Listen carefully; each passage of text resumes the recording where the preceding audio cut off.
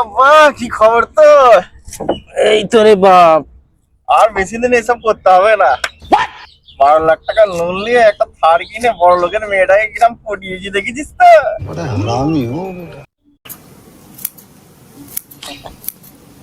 হ্যাঁ রে বাপ, দিয়ে দেবে তো? কেন? এই লোন নিয়ে গাড়ি কিনেছি, এই ঘর ধর, আমরা গরিব মানুষ।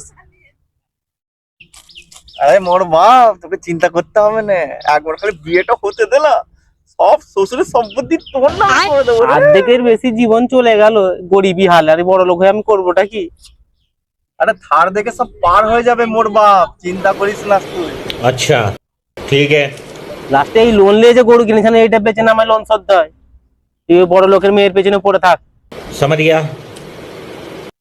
চলো সব লোন ফোন গুলো রিকভার করতে হবে স্যার, কি সব ব্যাপার। বাড়ি থেকেও আছেন দাদা?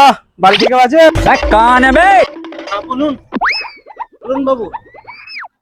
বলছি দাদা, আমরা লোন ডিপার্টমেন্ট থেকে এসেছি। লোন চাই, লোন চাই দাদা। না না না, আর লোন চাই না, অনেক হয়েছে, আর নয়।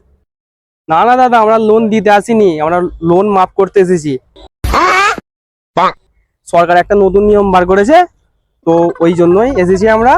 আর আমাদের ডিপার্টমেন্টের হেড স্যারকে নিয়ে এসেছি। পয়সাই পয়সা হোগা। বসুন বাবু, বাবু বসুন, ও বসুন। আসুন স্যার। না না না, আমরা বসতে আসিনি। হ্যাঁ হ্যাঁ নয়, হ্যাঁ তখনই লোন মাফ হবে যখন আপনারা সত্যি সত্যি বলবেন। আমরা কিছু প্রশ্ন করব, তার উত্তর সঠিক সঠিক এবং সত্যি সত্যি বলতে হবে, তখনই লোন মাফ হবে, ঠিক আছে? কিন্তু স্যার, হ্যাঁ হ্যাঁ হ্যাঁ, কোনো অসুবিধা নেই, যা বলবেন সব সত্যিই বলবো, মিথ্যে কিছু বলবো না। ঠিক আছে, বলুন। ঠিক আছে, তাহলে আমরা প্রশ্ন করা চালু করছি। সঠিক সঠিক আর সত্যি সত্যি বলবে না। প্রশ্ন করুন। হ্যাঁ, তাহলে 1 নম্বর প্রশ্ন হচ্ছে, আপনার নাম কি? আরাধন। আর আপনার ছেলের? সাধন। ঠিক আছে ঠিক আছে, আর করতে পারেন না। ঠিক আছে। 2 নম্বর প্রশ্ন হচ্ছে, আপনারা কত লাখ টাকা লোন নিয়েছেন টোটাল? 12 লাখ টাকা, 12 লাখ টাকা। 12 লাখ টাকা?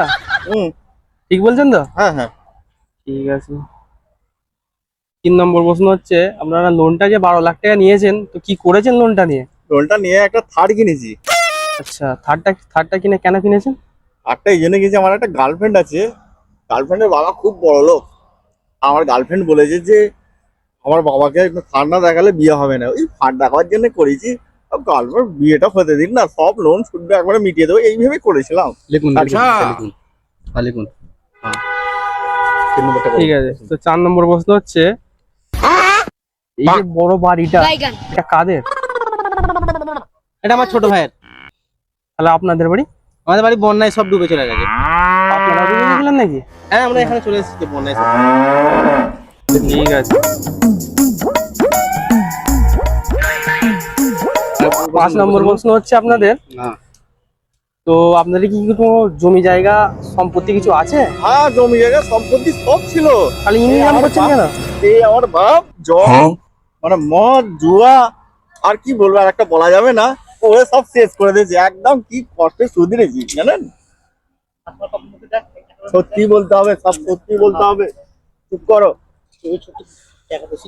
না না,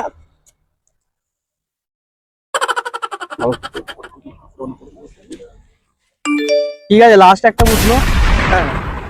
আপনারা যা বললেন সব সত্যি বলছেন তো?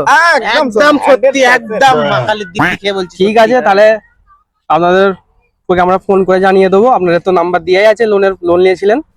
ঠিক আছে, তাহলে আমরা আসি, ফোন করে আপনাদের কবে লোন মাফ হচ্ছে। ঠিক আছে বাবু, হ্যাঁ, বাবু ঠান্ডা খাবেন? না না, না, ঠিক না, আছে, না, ঠিক না, আছে, না, না, না, না, ঠিক আছে, ঠিক আছে, ঠিক আছে। বাবু তাহলে মাফ হয়ে যাবে তো? হ্যাঁ হ্যাঁ হ্যাঁ, মাফ হয়ে যাবে। इतनी खुशी मुझे आज तक नहीं हुई।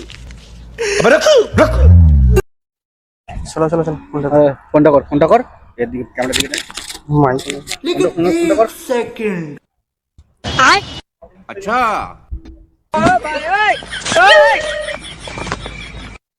হ্যালো কাকিমা, তুই বিয়ে ঠিক করেছেন? लेकिन ये साला कर क्या रहा है यहाँ पे? ছি ছি ছি, ছেলের কিচ্ছু নেই। ছেলে যা লোন নিয়ে বসে আছে না, পুরো বুঝতে বেঁচে দিলে লোন শোধ হবে না। নিজস্ব জমি নেই, ওই ভাড়া থাকে গোয়াল ঘরে। ও কি যে সর্বনাশ করতো, টাকা দেখে তো ওরকম করেছে, শেষ করে দিত কাকিমা। हे भगवान বলিস কি না, আপনি এসে দেখে যান কি অবস্থা, বলবে টিকতে পারছি না, কিভাবে থাকে, কি করেছে মেয়ে। আমি মেয়েকে যেটা কলসি রূপে পুকুরে ফেলেই দেবো আমি। আসছি আমি এক্ষুনি। এই জন্য তোকে বলেছিলাম সত্যি কথা বলিস নি, আমার তো মুখ চেপে ধরলি, বয়স আমার এমনি চুল পাকে নে, আমি বুঝতে পেরেছি না কিছু ব্যাপার আছে, সব সত্যি কথা বলে দিলে গেল তো, সর্বনাশ হয়ে গেল তো। এই তো বললি ঘাস কাটাবো না, এবার আমার কি করাবি, লোকের বাড়ি বাসন মাজবো নাকি আমি, কি সর্বনাশ করালি রে।